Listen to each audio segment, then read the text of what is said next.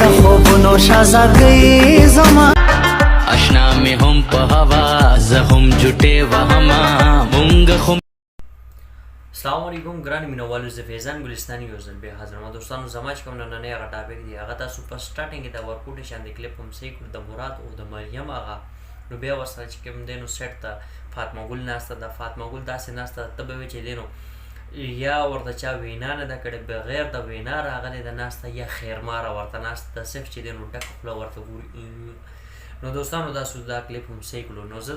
تاسو سره به نن په دې ویډیو کې به د مراد او د مریم هغه خبره به کوم او د فاطمه ګل هغه به کوم نو دوستانو نن سبا مریم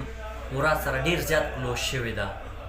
مراد سره داسې کلوز شوې ده ته به وایې چې دی نو دی دواړه ښځه خاوند دي لکه داسې کلوز شوي دي نو دوستانو یو خواته چې دی نو د مراد هغه ښځه چې څنګه مخکې 2 ځله ولې طلاق ورکړی دی نو هغه هم ورسره هلته کې ناسته ده په سیټ باندې نو داسې ورته ګوري ته به وایې چې دی نو دا اجنبي دی یا چې دی نو څوک بهر نه راغلی دي چا ورته وینا نه ده کړې بغیر د وینا راغلی ده ناسته ډک خوله ورته ګوري نو دوستانو د مراد او د فاطمه ګل ترمنځ چې کومه جګړه راغلې ده هغه هم د مریم په سر باندې راغلې ده نو مریم دې وخت مراد سره ناسته وه تاسو صحیح کړه نو مراد دونه زیات خوشحاله دی مریم سره او مریم هم مراد سره ډېر زیات خوشحاله ده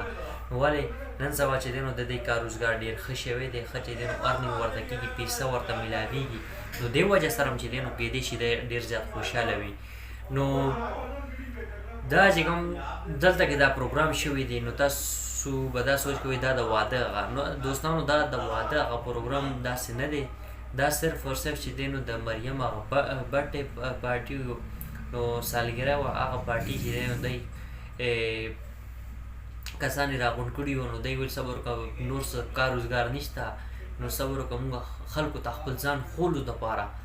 یو پارټي کوو نو سالګرا پارټي کوو برډې پارټي کوو نو دا ټول کسان راغونډ شوي د برډې پارټي دپاره د مریم هغه برډې و نو د هغې پارټي یې کوله دې نه مخکې به هغې چېرته کې برډې کړی نه خوب کې به هم نه لیدلې برډې څه ته وایي خو بس نن سبا چې دی نو پیسه راغله نو برډې پارټي شو دا چې دی نو یعنې ورسري دی او نه دا فلانکې دی او دا ډینګړې دی بس دا چې دی نو بس چې څه ټایم پیسه راشي انسان دا هر یو شیزونه بیا کوي دوستانو دا ضروري میسج او پیغام مو ما له خپل دوستانو سره شیر کوم که ویډیو کې ما سره غلطي شوي نو زه بخښنه غواړم انشاءالله ډېر زه تاسو سره به یو نوې ویډیو کې به ملاقات کېږي د خپل ځان ډېر ډېر خیال ساتئ د لوی الله په امان والسلام